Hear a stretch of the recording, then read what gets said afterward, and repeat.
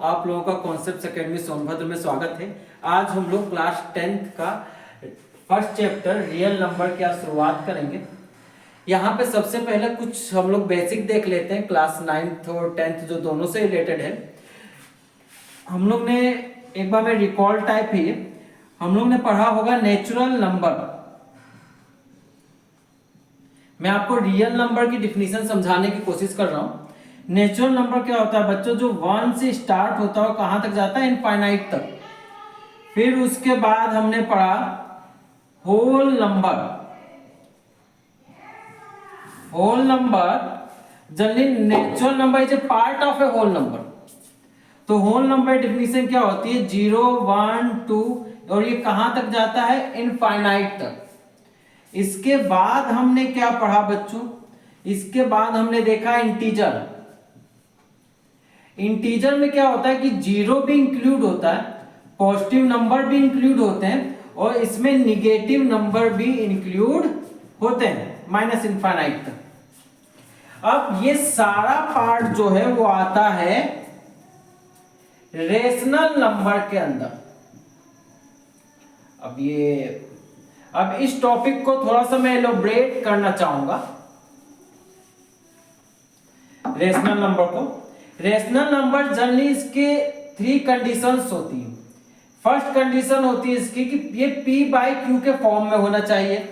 Second condition इसकी होती है कि q equal to not 0 and third condition p and q is a integer. क्या होना चाहिए? इंटीजर फॉर्म में होने चाहिए। तो हम उसको क्या कहते हैं? रेशनल नंबर कहते हैं। रेशनल नंबर में जनरली थोड़ा सा और डीप में हम लोग जाएं तो यहां पर जो टाइप होता है terminating and non terminating, 2 type इसमें आते हैं, टर्मिनेटिंग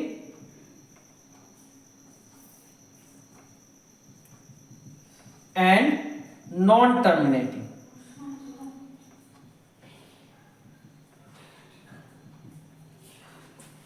टर्मिनेटिंग वो नंबर है जिसका रिमाइंडर जो है वो 0 होता है, मतलब कहीं ना कहीं आके वो फुल्ली डिवाइड हो जाता है और रिमाइंडर क्या आता है बच्चा? 0। पर नॉन टर्मिनेटिंग में क्या है कि रिमाइंडर 0 नहीं होता और आप डिवाइड करते चले जाएंगे, वो डिवाइड होता चला जाएगा पर रिमाइंडर कहीं पे भी 0 नहीं होगा। पर नॉन टर्मिनेटिंग के भी 2 केस होते हैं, रिपीटिंग और नॉन रिपीटिंग। रिपीटिंग और नॉन रिपीटिंग। मैं इस पे आने से पहले मैं आपको टर्मिनेटिंग का एक एग्जांपल दे दूं। जैसे 27/2 अगर मैं इसे कट करूं तो 13.5 आता है, पर कहीं ना कहीं रिमाइंडर तो आगे 0 हुआ, ये पूरा कट हो गया, डिवाइड हो गया।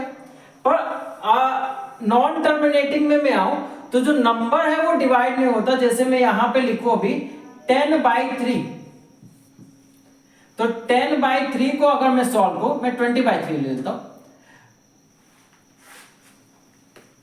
सॉल्व करूं तो यहां पे क्या होगा बच्चों? यहां पे आएगा 6.6666। ये आप देख रहे हैं कि नंबर ये चलता ही चला जा रहा है और 6 जो है वो बार बार रिपीट होता चला जा रहा है। इसको हम लोग लिखते कैसे? 6.6 बार, मतलब अब ये नंबर रिपीट हो, तो इसे हम लोग क्या कहते हैं? Repeating number. रिपीटिंग नंबर कहते हैं कि अब वो नंबर रिपीट हो। तो ये कंडीशंस जो होती ये आती है रेशनल नंबर में। और जो इसका दूसरा पार्ट है, इसका दूसरा पार्ट है, ये किस चीज को डिराइव करता है? ये करता है इरेशनल नंबर को। यहीं से इरेशनल नंबर आता है जिसे हम कहते हैं non terminating and non repeating. मतलब जो टर्मिनेट भी ना हो और रिपीट भी ना हो, तो उस नंबर को हम लोग क्या कहते हैं? Irrational number. तो अब ऐसे नंबर कौन से?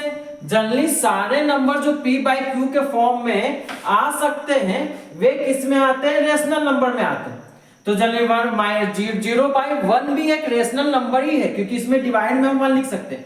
तो मतलब सारे इंटीजर, होल, नेचुरल नंबर और जितने भी ये फॉर्म लिखे जा सकते हैं सब किस में आते हैं? रेशनल नंबर में। तो इरेशनल में कौन सा ऐसा फॉर्म है जो p/q के फॉर्म में नहीं आ सकता? तो यहाँ पे जनरली रूट में जो नंबर आते हैं और जिनका स्क्वायर रूट नहीं हो सकता वो किस में आते हैं बच्चों? वो आते हैं इरेशनल नंबर में। यहाँ पे पाई थोड़ा सा यहाँ पे एक्सेप्शनल केस है, पाई जो है वो आता है इरेशनल नंबर में, पर 22/7 वो आता है रेशनल नंबर में, क्योंकि 22/7 p/q के फॉर्म में लिखा जा सकता है, पर पाई को p/q के फॉर्म में नहीं लिखा जा सकता। इसकी जो वैल्यू होती 3.144 आगे तक चलती चली जाती विदाउट रिपीट हुए। तो ये जो है ये एक्चुअल वैल्यू है जो साइंटिस्ट ने निकाली थी, तो ये इरेशनल नंबर में, और ये जो वैल्यू है ये क्लास में हम लोग को दे दी जाती ताकि हम डेटा को आसानी से सॉल्व कर सके, पर ये क्या है? Rational number. अब यहाँ पे ये पूरा का पूरा टॉपिक, ये पूरा होल टॉपिक किस में आता है बच्चों? इसी पूरे होल टॉपिक को हम लोग क्या कहते हैं? Real number.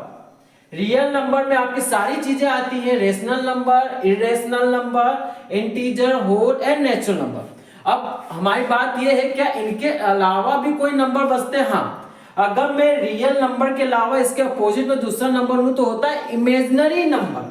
मैं उसके बारे में थोड़ा सा यहाँ बता दे रहा हूं कि इमेजिनरी नंबर हम लोग किसे कहते हैं। वो इसका पार्ट नहीं है, इसका पार्ट नहीं है, मैं यहां पर लिख दे रहा हूं इमेजिनरी नंबर। जनरली जहां रूट के अंदर माइनस आ जाए, जहां रूट के अंदर माइनस आ जाए, जैसे -3 मैंने लिख दिया, तो उस नंबर को हम लोग क्या कहते हैं? Imaginary number. इसको जनरली लिखा क्या जाएगा? √3i से आपने देखा होगा, इसे डिनोट किया जाता है हायर क्लासेस में। तो यहाँ पे हमारे नंबर सिस्टम का पूरी चीजें मैंने रिकॉल कर दी है। अब मैं थोड़ा 10th क्लास के टॉपिक के ऊपर आता हूं जिसमें 2 थ्योरम दिए गए हमें। आप चाहें तो इसका स्क्रीनशॉट ले सकते हैं, हाँ, ताकि मैं इरेज कर सकूं। ओके दोस्तों, आपने ले लिया होगा, मैं इरेज करता हूं इसे।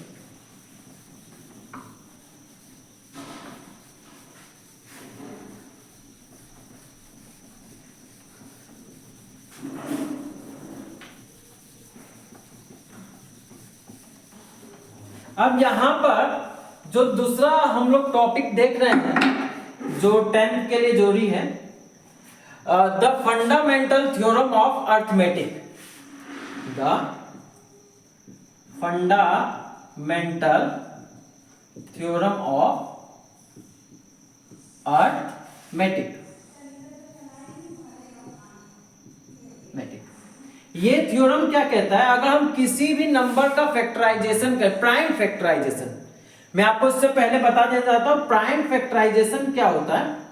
अगर मेरे पास कोई नंबर है, जैसे मैं जनरल बात कर लेता हूं, और 20 है मेरे पास, तो 20 को अगर मैं फैक्टराइज करूंगा तो मैं प्राइम नंबर का ही यूज करूंगा, मैं किसी भी कंपोजिट नंबर का यूज नहीं कर सकता। प्राइम नंबर क्या होते हैं? प्राइम नंबर हम उन्हें कहते हैं जो अपने आप से या 1 से डिवाइड होते हैं, उन्हें हम प्राइम नंबर कहते हैं। और कंपोजिट नंबर उन्हें कहते हैं हम जो किन्हीं 2 प्राइम नंबर से डिवाइड हो सकते हैं, 2 और मोर नंबर से डिवाइड हो सकते हैं प्राइम नंबर से, उन्हें हम लोग क्या कहते हैं? कंपोजिट नंबर कहते हैं, या उनके मल्टीपल से जो बनते हैं। जैसे यहां पे हम लोग 15 और प्राइम नंबर ये आपके बहुत 5, 7, 11, 17, 19, 13 छूट गया बीच में, यहाँ पर 13 लिख दे रहा हूं, 13 एंड इट इज। और यहाँ पे आप जो भी नंबर इन दोनों के प्रोडक्ट से जो बनते हैं वो क्या होते हैं? कंपोजिट नंबर होते हैं। कंपोजिट नंबर को हम प्राइम नंबर फैक्टराइज कर सकते हैं। और फैक्टराइज का मतलब क्या होता है? फैक्टराइज का मतलब होता है कि जैसे अगर मैंने यहाँ 15 नंबर लिया तो इसको इसके मल्टीपल में लिखना, किसके कितने फैक्टर हो सकते हैं। अगर मैं इसको सही से लिखूं तो क्या होता है? 5 × 3 15। तो 15 का एक फैक्टर हो सकता है 5 और दूसरा फैक्टर हो सकता है 3, क्योंकि 15 पूरा डिवाइड हो जाता है 5 से भी और 3 से भी। अब मैं इस थ्योरम के ऊपर आता हूं, फंडामेंटल थ्योरम ऑफ अर्थमेटिक। ये कहता है अगर हम किसी भी नंबर का प्राइम फैक्टराइजेशन करते हैं, 20 का यदि मैंने प्राइम फैक्टराइजेशन किया तो ये जो होगा ये यूनिक होगा, ये यूनिक होगा। ऐसा नहीं होगा कि हो सकता है 20 का 2 इंटू 3 इंटू 5 भी हो, नहीं, only one solution of the 20, only one solution। तो only one solution को हम लोग क्या कहते हैं, only one solution को हम लोग क्या कहते हैं, यूनिक। या सॉल्यूशन को यहां पे किस वर्ड से डिनोट किया है, फैक्टराइजेशन। तो फंडामेंटल थ्योरम ऑफ अर्थमेटिक को कहीं ना कहीं हम लोग ये भी कहते हैं the uniqueness of fundamental theorem of arithmetic. कि ये क्या बताता है, किसी भी नंबर का जो प्राइम फैक्टराइजेशन होगा वो यूनिक होगा, उसके अलावा कोई और दूसरा हो ही नहीं सकता। ठीक, अब इसके बाद बच्चों एक टॉपिक इसमें और है कि HCF into LCM is equal to first number into second number. HCF और एलसीएम का जो मल्टीप्लाई जिन दो नंबर के HCF और एलसीएम आए हैं उनका प्रोडक्ट और HCF और एलसीएम का प्रोडक्ट क्या होगा, इक्वल होगा। अब इसके बाद हम लोग आगे की एक्सरसाइज सॉल्व करना स्टार्ट करते हैं ताकि मैं इसको और अच्छे से समझा सकूं। ओके बाय दोस्तों, आप इसे नोट कर सकते हैं।